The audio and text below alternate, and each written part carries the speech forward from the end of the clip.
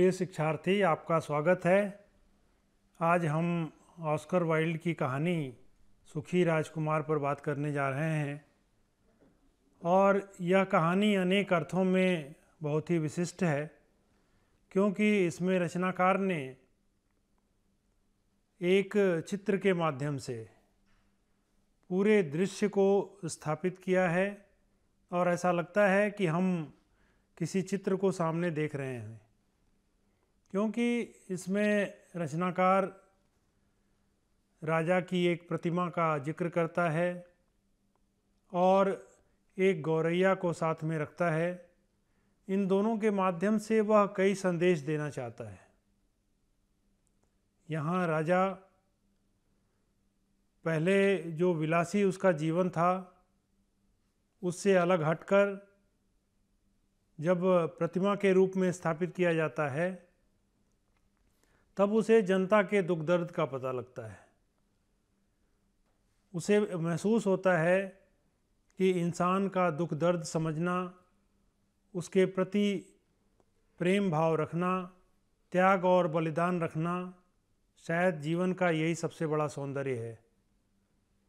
इसीलिए वह अपना सर्वस्व दान करना चाहता है और रचनाकार ने बहुत अच्छी बुनावट करते हुए एक गौरैया को साथ में शामिल किया है, जो वैसे तो विलासिता में विश्वास करती है, लेकिन जब राजा के संसर्ग में आती है तब वह देखती है कि राजा दुखी है, रो रहा है और वह भी उस अपने हृदय में प्रेम भाव और करुणा का संचार करती है। वह भी अलग अलग जगहों पर जाकर लोगों के दुख दर्द को समझती है और यह कहानी विभिन्न आयामों को उद्घाटित करती है। शुरू में जो राजा का विलासी रूप है वह आपको दिखाई देगा और गौरैया का विलासी रूप भी, लेकिन दोनों में जो परिवर्तन होता है और दोनों जनता के दुख दर्द और उसकी समस्याओं से जुड़ते हैं, यह बहुत ही मार्मिक एक उद्घाटन है। यह संदेश भी देता है कि मनुष्य के जीवन का जो सौंदर्य है वह उसकी अंतरात्मा की शुद्धि और उसके अनुभव के विस्तार में शामिल है, न कि विलासी जीवन और अपने सुखों तक सीमित होना चाहिए। इस कहानी के जो अलग अलग पक्ष हैं उस पर हम बात करेंगे और इस पर विस्तार से बात करने के लिए हमारे साथ विशेषज्ञ हैं श्री अजय विसारिया जी। आप अलीगढ़ मुस्लिम विश्वविद्यालय में एसोसिएट प्रोफेसर हैं। आपका इस कार्यक्रम में स्वागत है। धन्यवाद राय साहब। प्रिय शिक्षार्थियों, जैसा कि राय साहब ने आपको बताया, आज हम लोग ऑस्कर वाइल्ड की कहानी सुखी राजकुमार पर चर्चा करेंगे। आपने ये कहानी पढ़ी होगी, निश्चित ही आपको ये कहानी पसंद भी आई होगी, लेकिन फिर भी आज चर्चा करने से पहले हम संक्षेप में इस कहानी को दोहरा लेते हैं। सुखी राजकुमार दरअसल एक प्रतिमा है जो शहर के बीचों बीच स्थापित है। सोने से मढ़ी और नीलम तथा लाल जड़ी प्रतिमा के सौंदर्य से लोग अभिभूत हैं। एक दिन एक गौरैया शहर में आती है और उस प्रतिमा के नीचे ठहरने का निश्चय करती है। उसके ऊपर एक बूंद गिरती है तो उसे पता चलता है कि सुखी राजकुमार रो रहा है। राजकुमार उसे बताता है कि जब वह जीवित था तो उसका जीवन विलासपूर्ण था और वह दुख जैसी चीज से परिचित नहीं था, किंतु अब वह शहर के बीच ऊंचाई पर स्थापित होने के कारण अपने शहर में बसे लोगों के दुखों को देख सकता था और उनके दुख से दुखी था। इस क्रम में वह पहले एक मेहनती स्त्री और उसके बीमार बच्चे का जिक्र करता है तथा गौरैया से अपनी तलवार की मूठ में जड़ा लाल निकालकर उसे दे आने के लिए कहता है। गौरैया अपने नील देश जाने के कार्यक्रम में मस्त है और उसे बच्चों से स्नेह नहीं है, क्योंकि पिछले वसंत में 2 बच्चों ने उसे ढेले मारे थे। मगर राजकुमार को उदास देखकर वह उसकी बात मान लेती है। बच्चे के प्रति उत्पन्न सहानुभूति के वश वह उस पर अपने पंखों से हवा झलती है। रात को जब वह पुनः सपनों के देश जाने को प्रस्तुत होती है तो राजकुमार उससे एक गरीब तरुण लेखक की मदद हेतु अपनी एक आंख का नीलम दे आने के लिए कहता है। राजकुमार के त्याग से गौरैया करुण हो उठती है। अगली बार जब वह नील देश की सुंदरता का बयान करते हुए राजकुमार से विदा मांगती है तो राजकुमार उससे एक गरीब लड़की की मदद के लिए अपनी दूसरी आंख वाला नीलम दे आने का आग्रह करता है। राजकुमार के इस उत्सर्ग से प्रभावित गौरैया अपना कार्यक्रम रद्द कर देती है। राजकुमार अब अंधा है, अतः गौरैया शहर भर की खबरें उसे सुनाती है, विशेषतः गरीब, दुखी और परेशान लोगों की खबरें। और राजकुमार के कहने पर वह प्रतिमा के स्वर्ण पत्र निर्धन लोगों में बांटती रहती है। प्रतिमा अब बिल्कुल मनहूस दिखने लगती है, पर शहर के बच्चों के चेहरों पर गुलाबी आभा आने लगती है। बढ़ती ठंड में गौरैया वहीं प्रतिमा के पैरों पर प्राण त्याग देती है। अगले दिन मेयर अपने सभासदों के साथ घूमते हुए उस प्रतिमा को हटाने और अपनी प्रतिमा लगाने का प्रस्ताव करता है। प्रतिमा और गौरैया की लाश को कूड़े खाने में फेंक दिया जाता है। ईश्वर के आदेश पर देवदूत उन्हें ले जाते हैं और उन्हें स्वर्ग में हमेशा के लिए स्थान दे दिया जाता है। ये जो हमने कहानी की मुख्य चीज़ों को आपके सामने लिया, ये दरअसल एक ढांचा है जिसके भीतर कुछ कहा जाना है। इसको ही हम कहानी का कथानक कहते हैं। आप अक्सर एक शब्द और पढ़ते हैं, कथावस्तु। कथानक और कथावस्तु क्या एक ही चीज़ें हैं? नहीं, इनमें थोड़ा सा फ़र्क है।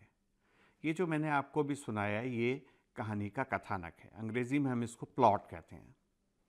लेकिन कथावस्तु जो है वो चीज़ है जो इस कहानी के द्वारा कही जा रही है, जो मुख्य बात कहनी है। ये तो ढांचा खड़ा किया गया है, उसे कथावस्तु कहते हैं। अब हम थोड़ा सा इस पर जानने की कोशिश करेंगे कि इस कथानक के भीतर वो कथावस्तु है क्या। उससे पहले हम ये करते हैं कि इस वीडियो को देखते हैं जिसमें आपके सामने कुछ मुख्य बिंदु इस कथावस्तु के आएंगे। प्रतिमा के सौंदर्य की चर्चा का आधार सोना, नीलम और लाल होना, रूप, सुख, वैभव, ऐश्वर्य में ही सौंदर्य की तलाश, महल में अपनी मौज मस्ती में डूबे राजकुमार का दुख के बारे में न सोचना, अनुभव का विस्तार होने पर राजकुमार में करुणा की भावना उत्पन्न होना, दूसरों के दुख को अपने दुख की तरह समझना यानी समानुभूति होना, भावना को क्रिया रूप में परिणत करना, दूसरों के लिए त्याग करना। यहाँ लाल, नीलम और स्वर्ण पत्र यानी सुखी राजकुमार की प्रतिमा के अंग और उसकी जो प्रशंसनीय चीज़ें हैं उनका बलिदान, गौरैया का अपने सपनों और सुख सुविधाओं की दुनिया से बाहर आना, राजकुमार के गुणों और कर्मों से प्रभावित होकर खुद भी उन कामों में लग जाना, राजकुमार के साथ साथ गौरैया का भी आत्मोत्सर्ग, मेयर तथा सभासदों का शहर की सुंदरता के लिए बाहरी रूप सौंदर्य को ही देखना, राजनीतिज्ञों की चापलूसी और स्वार्थपरता, ईश्वर की दृष्टि में राजकुमार और गौरैया के बलिदान का महत्व। ये जो कहानी है, ये कहानी हमारे सामने इस कथन में कई प्रश्न उठाए गए हैं। ये प्रश्न क्या हैं? ये प्रश्न संबंधित हैं इस बात से संबंधित हैं कि जो हमारा समाज है वो समाज वर्गों में बटा हुआ समाज है और धीरे धीरे धन जो है उसकी बहुत केंद्रीय भूमिका समाज की संरचना में बहुत प्रमुख होती चली जा रही है। ये वर्गों में बटा समाज जहाँ धनी और निर्धन वर्ग हैं, धनी लोग बहुत कम हैं और उनके पास बहुत अपार सुख सुविधाएं हैं, इतनी हैं कि वो आत्म सीमित हो गए हैं, अपने आप में डूब गए हैं। उनको दूसरों के दुख, दर्द, तकलीफ नहीं दिखाई देती। वो ऐश्वर्य और विलास में ही सौंदर्य की तलाश करते हैं। जैसे हमारा राजकुमार भी पहले था। वहाँ हमने देखा कि कुछ संकेतों में कहानीकार ने अपनी बात कही कि राजकुमार जब अपने जीवित था उस वक्त में उसके चारों ओर बहुत सौंदर्य था। ये सौंदर्य क्या था? ये सुख सुविधाओं का विस्तार था। उसके उद्यान में एक प्राचीर थी, उस प्राचीर से बाहर वो कभी नहीं देखता था, यानी उसने खुद अपने लिए अपने आप को सीमित कर रखा था, आत्मबद्ध कर रखा था। वो उससे बाहर देखना नहीं चाहता था। तो ये जो धनी वर्ग है वो अपने से बाहर जाकर के नहीं देखना चाहता, यानी आत्म केंद्रित होता जाता है, आत्म सीमित होता जाता है। उधर जिंदगी जो उसके जैसे ही और मनुष्य हैं, वो मनुष्य एक बदहाली में जी रहे हैं। हम ये भी देखते हैं कि मेयर को दिखाई देती है सौंदर्य अब उस प्रतिमा में नहीं दिखाई दे रहा है, उसको हटाना चाहता है, लेकिन उसको वो नहीं दिखाई देता जो चिड़िया बार बार जाकर के देख करके आती है कि बच्चे जो हैं बारिश से बचने के लिए एक पुलिया के नीचे दुबक गए हैं, चौकीदार उन्हें वहाँ से भगा रहा है, बीमार हैं, वो एक बच्चा बीमार है, उसको फल खाने के लिए नहीं है, एक कलाकार है जिसके पास बहुत से सपने हैं भविष्य के, लेकिन वो उन सपनों को पूरा करने की उसके अंदर सामर्थ्य इसलिए नहीं कि उसके पास धन नहीं है, उसकी अंगीठी में कोयला नहीं है।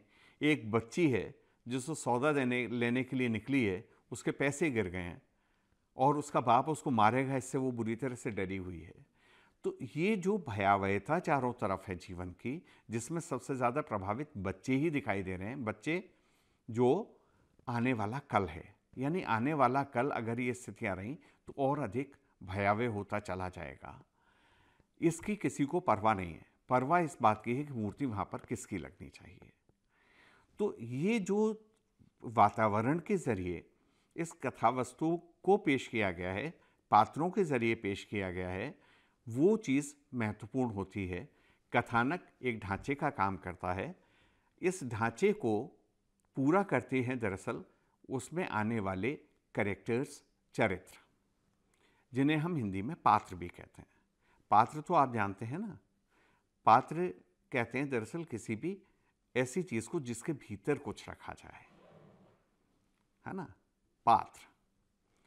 और ये जो चरित्र शब्द है ये थोड़ा सा भिन्न हो देता है। चरित्र का मतलब होता है कि जो व्यक्ति है वो व्यक्ति किस तरीके का व्यवहार करता है। तो पात्र हैं इसमें प्रमुख दो, एक सुखी राजकुमार और दूसरा प्रमुख पात्र है गौरैया। अब हमें देखना यह है कि ये जो पात्र उसने चुने, इन पात्रों का चरित्र विकास किस ढंग से कहानीकार ने किया। तो हम देखते हैं कि ये जो राजकुमार है, ये राजकुमार का एक वक्त का वो जिक्र है जब वो जीवित था, और दूसरा वो जब उसे मूर्ति रूप में स्थापित कर दिया गया। अभी हम चर्चा करके चुके हैं, जब वो जीवित था तो उसका दुनिया से वास्ता नहीं था, वो सुख में, वैभव में, ऐश्वर्य में, विलास में डूबा रहता था। एक दीवार उसने बना रखी थी जिस दीवार के बाहर की दुनिया को वो नहीं देखना चाहता था। लेकिन जब वो मर जाता है और उसकी प्रतिमा वहाँ स्थापित कर दी जाती है तो उसको दिखने लगता है, यानी जो अनुभव उसका बहुत सीमित था, जिसने उसको आत्मसीमित बना दिया था, जिससे वो सिर्फ सुख विलास को ही अपना अंतिम लक्ष्य समझता था, अब जब उसके अनुभव का विस्तार होता है, वो दुनिया को और देखता है, तो उसकी जो आत्मबद्धता है वो टूटती है और उसमें आत्म प्रसार होने लगता है। यानी वो उसकी आत्मा जो है वो अपने सेल्फ तक, खुद तक न रह करके और लोगों को भी उसके भीतर समाने लगती है, जिससे उसके मन में करुणा का भाव जगता है। ये करुणा और दया में फ़र्क होता है। करुणा दया नहीं है। करुणा तो वो स्थिति है जहाँ हम दूसरे के अच्छे या बुरे किसी भी चीज़ को समझ पाने में हमारा मन तैयार होता है। इस करुणा के जरिए फिर वो उसे समानुभूति का अनुभव होता है, यानी दूसरों के दुख दर्द अपने दुख दर्द लगने लगते हैं। आपको याद होगा इसमें एक जगह वो ये कहता है कहानी में कि मेरे चारों तरफ अब इतना दुख दर्द मुझे दिखाई दे रहा है कि मेरा हृदय यद्यपि जस्ते का है लेकिन वो फटा जा रहा है। ये फटा जाना जो हृदय का है, विवल हो जाना, ये तब होता है जब हम दूसरे के दुख को अपना दुख समझ लेते हैं। तभी हम क्रियान्वित होते हैं, कर्म की तरफ को बढ़ते हैं। यहाँ प्रसंगात में आपको बता दूं कि जो हमारा आदिकाव्य है रामायण, जिसके रचयिता वाल्मीकि थे, आपने सुना होगा कि वाल्मीकि ने एक दृश्य देखा कि एक क्रौंच युग्म है, उस पर किसी ने तीर मारा, तो तीर मार करके जब वो क्रौंच पक्षी एक उनमें से मरता है तो दूसरे की जो करुणा और विलाप है वो वाल्मीकि के हृदय को उसने छुआ और उन्होंने फिर रामायण जैसे ग्रंथ की रचना की। यानी समानुभूति। समानुभूति और सहानुभूति दोनों में फ़र्क है। सहानुभूति है कि हम दूसरे के साथ शामिल हैं, खड़े हैं। समानुभूति है कि हम वही अनुभव कर रहे हैं जो दूसरा अनुभव कर रहा है। तो करुणा से सहानुभूति की तरफ को उसका मन बढ़ता है। इसीलिए उसे बच्चे का बीमार होना, फल न मिल पाना, उसे तरुण कलाकार का अपने काम को पूरा न कर पाना, उसे उस बच्ची को के बाप से डांट का पड़ना, ये सब उसको ऐसा लगता है जैसे उसके साथ ही गुजर रहा है। इसीलिए वो प्रेम जो उसके भीतर पैदा होता है, वो प्रेम उसको त्याग की ओर उन्मुख करता है और वो गौरैया से आग्रह करता है कि वो लाल दे आए, नीलम दे आए और उसके आगे जाकर के फिर स्वर्ण पत्र दे आए। यानी वो कुल मिलाकर के अपना जो भी है, जो अंग हैं वो हैं, उन सबको बलिदान कर देता है। तो ये इस तरीके से हम ये देखते हैं कि अनुभव कम होने से और अनुभव का विस्तार होने पर क्या स्थितियों में फ़र्क होता है। ये राजकुमार के चरित्र का विकास है। इसको हम ज़रा सा संक्षेप में इस वीडियो के ज़रिए देखते हैं।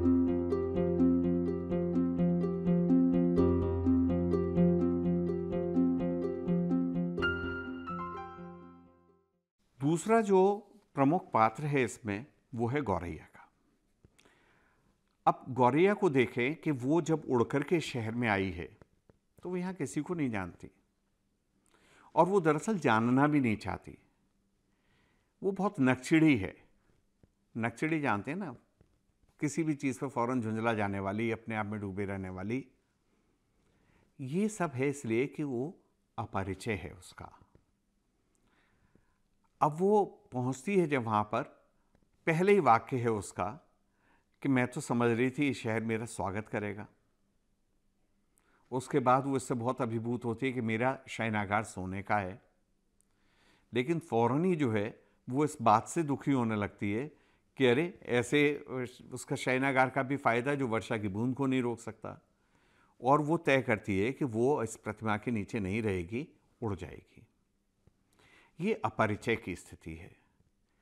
लेकिन जब उसे पता लगता है कि दरअसल वर्षा की बूंद नहीं है, ये राजकुमार की आंख से टपकने वाला आंसू है, तो वो उसको जानने की कोशिश करती है। ये जानना कई स्थितियों में आगे बढ़ता है। किन किन में बढ़ता है? सबसे पहले राजकुमार उससे उस बच्चे के पास जाने के लिए कहता है। जब वो बच्चे के पास जाने से पहले बहुत इत्मीनान से हर बार वो उसका अपना जो प्रोग्राम है, अपना जो कार्यक्रम है, वो मिस्र देश जाने का, वो अद्भुत रहस्य रोमांच से भरी हुई चीज़ों को देखने का, अपने साथियों के साथ वहाँ पर घोंसला बनाने का, वो उस कार्यक्रम की मस्ती में डूबी हुई है। वो कहती है नहीं, मुझे बच्चों से ज़रा भी स्नेह नहीं है। लेकिन जब उसको भेज ही देता है राजकुमार आग्रह करके, और वो जाकर के देखती है उस बच्चे की स्थिति को कि वो बच्चा वहाँ पड़ा हुआ है और माँ सो गई है पंखा झलते झलते, बच्चा बुखार में तप रहा है, तो क्या चीज़ पैदा होती है कि वो गौरैया जो है वो थोड़ी देर अपने पंखों से उसके ऊपर हवा करने लगती है। और जब बच्चा कहता है आहा कितना अच्छा लग रहा है कि मैं स्वस्थ हो रहा हूँ, तो उसको भी अच्छा लगता है और वो लौट के आती है। आकर के राजकुमार से कहती है कि कमाल है, आज इतनी ठंड है लेकिन मुझे बिल्कुल ठंड का अनुभव नहीं हो रहा। राजकुमार कहता है कि तुमने आज एक भलाई का काम किया है। अगली बार जब वो फिर कहता है उस तरुण कलाकार के पास जाने के लिए, तो फिर ये बताती है कि नहीं, मैं तो वहाँ जाऊँगी और मेरे साथी दूसरे जलप्रपात तक उड़ के पहुँच चुके होंगे। जब वो कहता है कि नहीं, मेरी एक आँख का नीलम उसको दे आओ, तब गौरैया के अंदर कुछ और जगता है। क्या है ये व्यक्ति जो अपने आप को इस तरह से कुर्बान कर रहा है और वो उस तरुण कलाकार को जाकर के दे आती है।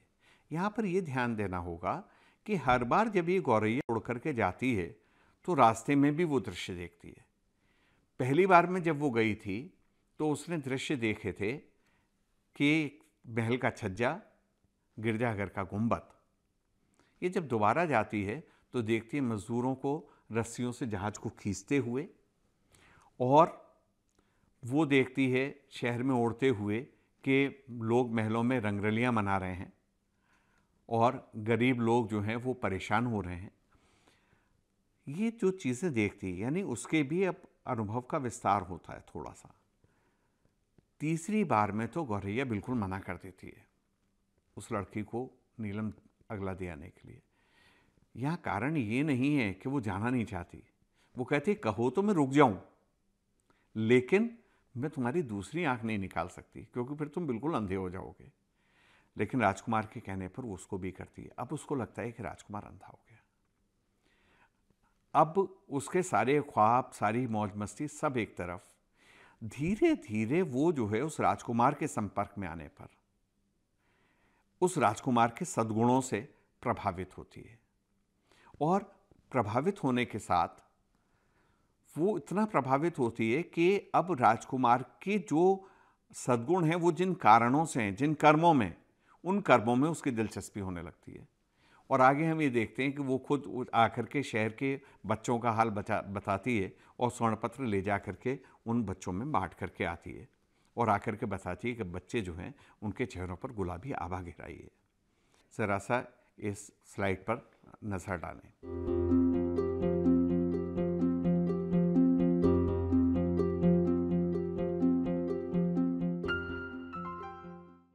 दरअसल कहानीकार दो तरीके से अपनी बात को कह सकता है। जो कथा वस्तु है, जो उद्देश्य है, उसका पूरा कर सकता है। या तो वो खुद नरेट करे, बयान करे, या वो संवादों के जरिए उनके चरित्र को और कथा वस्तु को प्रस्तुत करते। इसमें हम ये देखते हैं कि जो संवाद हैं कहानी के, वही दरअसल कहानी को आगे बढ़ाते हैं। यानी हमें चरित्र के बारे में भी उनसे पता लगता है, आगे क्या होने जा रहा है वो भी पता लगता है, परिवेश बनाने में भी संवाद काम करते हैं। इन संवादों में आप गौरैया के इस चरित्र विकास को दिखाने वाले इन कुछ संवादों को देखिए। मैं समझ रही थी कि शहर मेरा स्वागत करेगा। इस प्रतिमा से क्या फ़ायदा अगर ये वर्षा भी नहीं रोक सकती। मुझे बच्चों से ज़रा भी स्नेह नहीं है। अच्छा, आज मैं और रुक जाऊंगी, क्या दूसरा लाल उसे दे आऊं? प्यारे राजकुमार, यह तो मुझसे ना होगा। अब तुम अंधे हो, इसलिए मैं हमेशा तुम्हारे पास रहूंगी। आपने स्लाइड देखी, आपको दिखाई दे रहा है कि क्रमिक रूप से कैसे उस चिड़चिड़ेपन और उस उपेक्षा के भाव से लेकर के चीज़ों में शामिल होने तक जा रही है। इसी तरह से राजकुमार के इन संवादों को देखें। गौरैया, गौरैया, सिर्फ आज रात को तुम मेरा काम कर दो, बच्चा प्यासा है, उदास भी है। गौरैया, गौरैया, नन्ही गौरैया, क्या तुम आज रात को और नहीं ठहर सकती? लेकिन केवल आज रात के लिए भी तुम न रुकोगी। गौरैया, प्यारी गौरैया, तुम्हें मेरी बात माननी चाहिए। नहीं नहीं गौरैया, अब तुम मिस्र देश को जाओ। ये जो राजकुमार के संवाद हैं, ये दिखाई देते हैं कि किस तरीके से एक व्यक्ति दूसरे से अपने काम को कराना चाहता है। उसमें विनम्रता है, आग्रह है, अनुरोध है, आत्मीयता है। इसी से हमको दिखाई देता है कि राजकुमार किस ढंग से गौरैया के चरित्र को भी परिवर्तित कर लेता है, अपने अनुकूल ढाल लेता है। इस कथा वस्तु को, इस उद्देश्य को प्रेरित करने में इस कहानी में बड़ा हाथ वातावरण का भी है। और वातावरण की जो सृष्टि की गई है उसमें महत्वपूर्ण चीज़ें हैं कि जो गौण पात्र हैं कहानी के, उनके ज़रिए थोड़ा थोड़ा सा कुछ बताया गया है। जैसे वो अंगरक्षिका है जो राजकुमारी की, वो किस ढंग से जो है वो उस मेहनती स्त्री के बारे में बात करती है। वो चौकीदार है जो अपने मालिकों के अनुरूप, उसकी आर्थिक स्थिति वही है जो उन बच्चों की है, लेकिन वो चौकीदार क्या करता है, वो बच्चों को वहाँ से भगाता है जो वर्षा से आश्रय लेने के लिए उस पुलिया के नीचे चले गए हैं। वो वहाँ से भगाता है, यानी अपने मालिकों के अनुरूप व्यवहार करता है। मेयर है, उसके साथी हैं जो बताते हैं कि इसमें लोग जिनके पास धन है, जिनके पास नेतृत्व है, वो किस तरह के चाटुकार हैं, लेकिन अपने स्वार्थ के लिए कितना वो आपस में झगड़ भी सकते हैं। और उनका सिर्फ एक ही उद्देश्य है कि वो किस ढंग से ज़्यादा अपने लिए कुछ कर सकें। तो ये सारे गौण पात्र हैं इस कहानी में जो उस वातावरण की सृष्टि करते हैं। वातावरण पर जब हम चर्चा करते हैं तो आपसे एक पारंपरिक शब्द की ओर हम बात कर लें, वो है देश, काल और वातावरण। देश यानी स्थान, काल यानी समय। अब इस कहानी को देखें। इस कहानी को कहानीकार ने एक सार्वभौमिक कहानी बना दिया है। किसी एक जगह विशेष की कहानी वो नहीं बनाना चाहता। इसलिए कोई नगर का नाम नहीं है, किस समय की बात है ये नहीं है, लेकिन फिर भी हमें पता लगता है कि ये किसी भी एक ऐसे जगह की कहानी है जहां इस नई व्यवस्था के तहत समाज वर्गों में विभाजित हो गया है और उनकी जिंदगी में एक कंट्रास्ट है, वैषम्य। इस वैषम्य को इस वातावरण में बार बार उभारा गया है। ये कुछ बिंदु हम आपके सामने यहाँ पर रख रहे हैं स्लाइड में, इनको ध्यान से पढ़िए और सुनिए। राजकुमार की जीवन काल की जीवन दृष्टि और मूर्ति रूप में स्थापित होने के बाद की जीवन दृष्टि। गौरैया का आरंभिक व्यवहार विशेषता तब का जब राजकुमार दुखी और परेशान लोगों के विषय में बताता है और गौरैया मिस्र देश की सुखद और विचित्रतापूर्ण कल्पनाओं का बयान करती है। गौरैया राजकुमार के भलाई के कामों के लिए जब नगर पर उड़ान भरती है तो गिरजे और देवदूतों की मूर्तियों का जिक्र है। यानी नगर का धनी वर्ग धर्म के कर्मकांडों और शास्त्र पर तो आस्था रखता है, पर उसके व्यावहारिक पक्ष जैसे सत्य, परोपकार, समानता आदि के बारे में नहीं सोचता। महल के छज्जे पर किशोरी प्रेम की अद्भुत शक्ति का जिक्र करती है, पर उसके लिए प्रेम का अर्थ सिर्फ स्त्री पुरुष संबंध या बाहरी सौंदर्य तक सीमित है। तभी तो वो फूल काटने वाली स्त्री से खफा है। अभिजात वर्ग पर यहाँ स्वतः ही टिप्पणी हो जाती है। राजकुमार द्वारा नगर का हाल जानने के लिए गौरैया को भेजने पर गौरैया का यथार्थ अवलोकन। अभी हमने जो बातें की थी आपसे पहले, उसमें इस कहानी की भाषा के बारे में कई चीज़ें स्वतः ही आ गई हैं संवादों में। कुछ और बातें जो महत्वपूर्ण हैं उनमें इस कहानी में आए हुए शब्दों का प्रयोग है, जिसमें ऐसे शब्दों का प्रयोग इस कहानीकार ने किया है जिससे कि भाषा चित्रात्मक हो रही है, हमारे सामने चित्र सा प्रस्तुत करती है। जैसे टप से, फुदक कर, गजब का, फड़फड़ाने लगा, क्षत विक्षत, ढुलकना। कहानी में मुहावरों का भी इस्तेमाल है, हृदय फटा जाना, मुंह आंकना, रंगरलियां मनाना वगैरह। कुछ विशिष्ट अभिव्यक्तियां कहानी में हैं, जैसे खाली हाथ घर जाना, चेहरे पर गुलाबी किरणें झलकाना, ठंड से अकड़ना, आंसू ढुलकना, झपकी आना, पंखों में मुंह छिपाकर सोना वगैरह। कहानी के जो वाक्य विन्यास है वो बहुत महत्वपूर्ण है। इस कहानी का जो, अगर हम फिर भी उद्देश्य की कोई एक बात करें जो कथा वस्तु के थीम के नज़दीक की चीज़ होगी, तो इस कहानी में एक वैषम्य जो है उसको उजागर करने की कोशिश की गई है और एक शाश्वत प्रश्न पर हमारा ध्यान आकर्षित करना चाहता है लेखक कि सौंदर्य क्या है, सुंदर क्या है। ऑस्कर वाइल्ड ने ज़्यादातर जो अपना लेखन किया है उसमें महत्वपूर्ण सवाल ये है कि सुंदर क्या है, और ये बहुत ज़माने से एक बहस का विषय है। जैसे सौंदर्य दृश्य में होता है या दृष्टि में होता है। इसमें सवाल जो उठाया गया है, कहानी आप जब पढ़ेंगे पाठ में तो विस्तार से पढ़ेंगे ही, लेकिन सौंदर्य कहाँ पर है, ये एक महत्वपूर्ण प्रश्न है। आइए देखते हैं हम एक ये स्लाइड जिसमें कुछ सौंदर्य कहाँ कहाँ है इस कहानी में, ये दिखाने की कोशिश की गई है।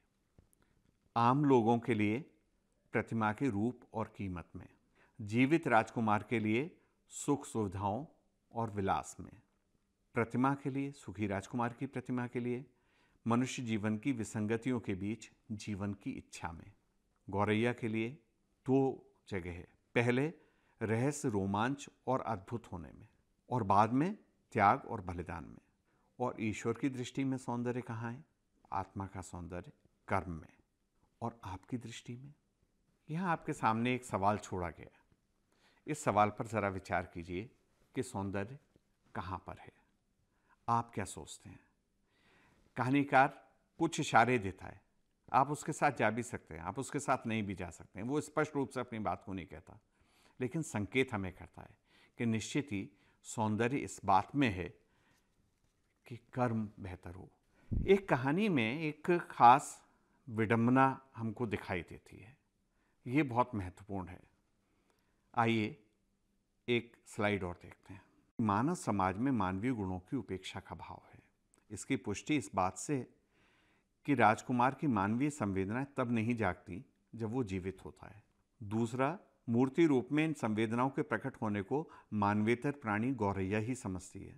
तीसरा, मेयर आदि द्वारा दिल और गौरैया को कूड़े में फेंका जाता है और मानवेतर लोग यानी देवदूत वो सबसे मूल्यवान समझते हैं। और आखिर में ईश्वर स्वर्ग में इन दोनों को सदा के लिए स्थान देता है। तो कहानी पर हमने चर्चा की, एक बार हम दोहरा लेते हैं कि हमने इसमें क्या क्या चीज़ें सीखी। एक और स्लाइड। जब हम अपने से बाहर देखते हैं तो हमारे अनुभव हमें संवेदनशील बनाते हैं और समाज के हित में सक्रिय करते हैं। गौरैया के व्यक्तित्व परिवर्तन से हमें पता लगता है कि अच्छे लोगों की संगत से व्यक्तित्व उदार और अधिक सामाजिक बनता है। समाज में धनी और निर्धन वर्ग की जीवन स्थितियों में बड़ी विषमता है। धनी वर्ग प्राय आत्म केंद्रित हो जाता है। कुछ लोगों तक धन, वैभव और अधिकार सीमित होने के कारण व्यापक मनुष्य समाज की मूलभूत आवश्यकताएं भी पूरी नहीं हो पाती। इनके प्रति समानुभूति ही सच्ची मनुष्यता है। बाह्य सौंदर्य यानी रूप सौंदर्य से आंतरिक सौंदर्य यानी कर्म सौंदर्य अधिक महत्वपूर्ण है, वही हमें श्रेष्ठ मनुष्य बनाता है।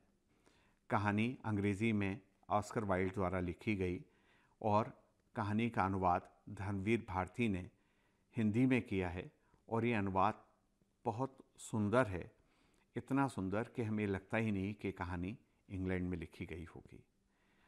तो शिक्षार्थियों, इस कहानी को मन लगाकर एक बार फिर पढ़िए, कहानी का आनंद लीजिए, कहानी को समझना सीखिए।